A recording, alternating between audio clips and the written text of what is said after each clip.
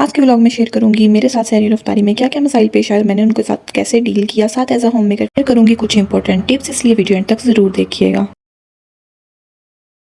अस्सलाम वालेकुम, welcome back to my channel, welcome back to another vlog. अम्मी के घर से जा रही हूँ मैं वापस। इतने साल शादी को हो गए हैं लेकिन फिर भी आज भी जब अम्मी के घर से मैं वापस जाती हूँ तो दिल एक बार धक धक ज़रूर करता है, आंखें भी नम नम होती हैं, दिल भी धक धक होता है, ऐसे अजीब सी फीलिंग आती है। लेकिन अपने घर तो जाना ही है। सहरी का टाइम है, बस मैं भी अपने घर जा रही हूँ। आपको मैं ऐसे हिलती जुलती नज़र आ रही होंगी क्योंकि विकास बहुत तेज़ गाड़ी चला रहे हैं, क्योंकि टाइम थोड़ा है और सहरी का वक्त होने वाला है। घर जाके बनानी है सहरी। रास्ते में हम लोग रुके शॉप पे, दूध वगैरह लेना था और साथ शामिर के लिए कुछ खाने पीने की चीज़ें लेनी थी। हम लोगों ने दिन में आना था लेकिन विकास ने कहा कि इस टाइम रश कम होगा तो रात में ही निकल जाते हैं। तो अचानक से हम बस निकल आए कि चलो सहरी अपने घर जाके करते हैं। काफ़ी दिन से मम्मी की तरफ थी और बस तैयारी के साथ भी नहीं गई हुई थी, तो इसलिए आना भी घर ज़रूरी था, इसलिए हम जल्दी जल्दी घर निकल आए। अच्छा, घर जब आप एंटर हों अस्सलामुअलैकुम वरहमतुल्लाहि वबरकातुहू लाज़मी कहा करें, चाहे घर खाली ही क्यों ना हो, बिस्मिल्लाह पढ़ के अपने घर में दाखिल हुआ करें। और यही है मेरी पहली टिप, इससे आपके घर में रहमत भी होगी, बरकत भी होगी। घर में एंटर होते ही सबसे पहले मैं गई किचन में, क्योंकि टाइम बहुत थोड़ा था, सहरी बनानी थी। तो ये सालन में बना के गई हुई थी, इसको चेक किया तो ये तो ख़राब हो चुका था। फिर आटा चेक किया, आटा इतना था कि मेरे और कास के लिए पराठा बन जाता, लेकिन आटा भी ख़राब हो गया था, खमीरा हो चुका था, ऐसे बॉयल होके ना ऐसे बबल्स बन रहे थे। बस फिर क्या था, आपकी बहन ने रख लिया सर पे हाथ और कहा उफ उफ उफ, अब क्या करूं। लेकिन मैंने मोटिवेशन बिल्कुल नहीं छोड़ी, मैंने मोटिवेशन पकड़ी और अपना काम स्टार्ट कर दिया। इस टाइम बाहर से भी नहीं ला सकते थे, टाइम इस तरह का था कि मुझे पूरा यकीन था कि बाहर से भी इस टाइम कुछ नहीं मिलेगा।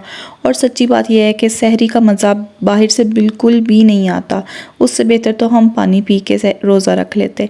खैर, मैंने मोटिवेशन पकड़ी और फटाफट आटे को 2-4 मुक्कियाँ मारी, आटा गूंदा, सिर्फ अपने अवकाश के लिए थोड़ा सा आटा जो भी मुझे बर्तन मिला उसमें ही गूंद लिया और जितनी जल्दी हो सकता था मैंने पराठे बनाने की कोशिश की।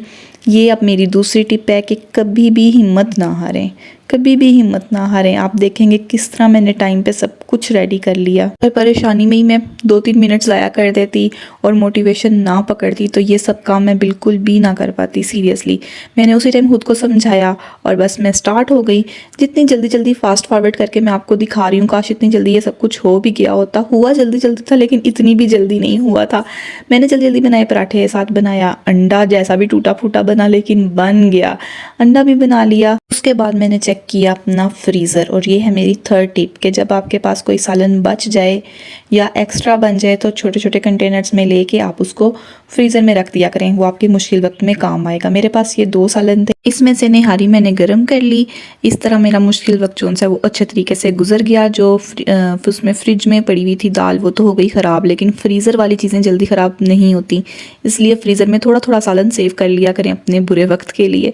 हम लोगों ने फिर साथ एंड पे खाई खजूरें ताकि सारा दिन हमारे अंदर एनर्जी रह सके। अल्हम्दुलिल्लाह इसी तरह हमारी सहरी होगी डन। हिम्मत पकड़ने से ही बात बनती है, इसलिए हिम्मत कभी नहीं हारनी चाहिए।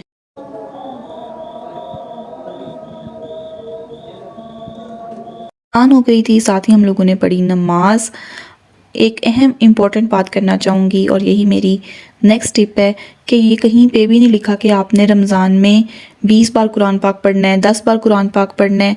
आप एक बार तहम्मुल से कुरान पाक पढ़ लें, 30 दिन होते हैं, रोज़ का एक पारा भी पढ़ें तो कुरान पाक कंप्लीट हो जाता है, मुकम्मल हो जाता है। तसल्ली से पढ़ें, मेरी बात पे ज़रा गौर करें। देखिए, ये कहीं पे भी नहीं है कि आपने रमज़ान में 30 बार कुरान पाक ख़त्म करना है, 10 बार कुरान पाक ख़त्म करना है, 11 पारे ना पढ़े तो खुदा न ख्वास्ता सज़ा है कोई।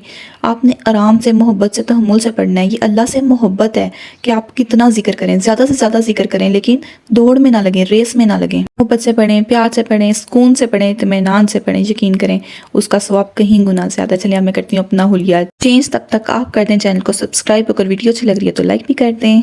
A few moments later. Fresh मैं हो गई हूँ, कपड़े शपड़े भी चेंज कर लिए, नहा धो भी लिए, मुझे बहुत अच्छा फील हो रहा है। नहा धो के साफ सुथरे होके बर्तन धोने वाली मखलूक को क्या कहते हैं?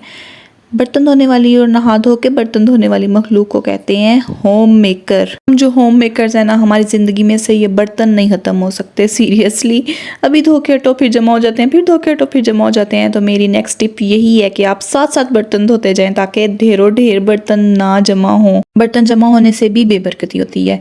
उसके अंदर गार्बेज होता है वो सही नहीं है, जरासीम भी पैदा होते हैं, इसलिए साथ साथ धोते जाएं, बरकत भी होगी, किचन भी साफ़ सुथरा रहेगा। अब ये जो हम होम मेकर्स हैं हमें सुकून तो आता नहीं है, इसलिए बर्तन धोने के बाद मैंने सोचा चलो किचन भी वॉश कर लेती हूँ। नेक्स्ट टिप भी यही है कि अगर आप सहरी टाइम किचन क्लीन कर लेंगे तो अफ्तारी से पहले आपको किचन नहीं क्लीन करना पड़ेगा, आपके बर्तन धुले होंगे, आपका किचन साफ़ सुथरा होगा, आप डायरेक्टली किचन में आएंगी और अफ्तारी बनाना शुरू कर देंगी। अफ्तारी टाइम थोड़ी सी एनर्जी भी डाउन हो जाती है तो आपकी एनर्जी किसी और काम में नहीं लगेगी। ये देखिए मेरा किचन बिल्कुल साफ़ सुथरा उजला उजला। बाकी घर मेरा पहले ही साफ़ था इसलिए वो मैंने आपको नहीं दिखाया, जो काम मैं कर रही थी सहरी से अफ्तारी तक वो आपके साथ शेयर कर दिए। ये थे मेरे सारे सहरी के बाद के काम। इसके बाद मैं सो गई। सो के जब उठी सबसे पहले मैंने बाहर देखा, ज़ोहर का भी टाइम था, फिर मैंने वुज़ू किया, सबसे पहले नमाज पढ़ी। आप किसी भी चीज़ को इग्नोर कर लें, किसी भी चीज़ को इग्नोर कर लें, लेकिन नमाज को इग्नोर ना करें। ख़ास तौर पे लेडीज़, बच्चों की वजह से, घर के कामों की वजह से नमाज बिल्कुल ना छोड़ें। आप अपनी ज़िंदगी में एक पॉजिटिव चेंज देखेंगे। बहुत इंपॉर्टेंट चीज़ है जिसको आप इग्नोर कर ही नहीं सकते। मैं तो सुबह नहा धो लिया था, फ्रेश हो गई थी, फिर शामीर को भी नहा धुला के फ्रेश करके बैठा दिए। अब शामीर देख रहा है टीवी और मैं जा रही हूँ अफ्तारी के लिए किचन में। मैंने बॉयल किए हैं चने। चने जब भी मैं बॉयल करती हूँ ज़रा ज़्यादा कर लेती हूँ, और यही मेरी अगली टिप है कि आप भी जब चने बॉयल करें, चने लोबिया इस टाइप की जो चीज़ें हैं जो ज़रा टाइम लेती हैं बॉयल होने में, गलने में टाइम लेती हैं, इनको इकट्ठा बॉयल करके इस तरह से आप कंटेनर्स में डाल के फ्रीज़र में रख दें। इनको कुछ भी नहीं होता, ये आराम से फ्रीज़ हुए रहेंगे और जब आपको ज़रूरत पड़े आप निकालें और यूज़ कर लें। ये टिप्स अगर अच्छी लग रही है ना तो काइंडली मेरे चैनल को सपोर्ट करें और सब्सक्राइब कर दें, और एक छोटी सी बेल आपको साइड पे नज़र आएगी, अगर आप उसको प्रेस कर देंगे ना तो मेरी न्यू आने वाली वीडियो भी आपको मिल जाएगी। चने यहाँ पे बिल्कुल रेडी हो गए हैं। हम 3 अफराद हैं फैमिली के, तो हमारे लिए इतने ही चने काफ़ी थे।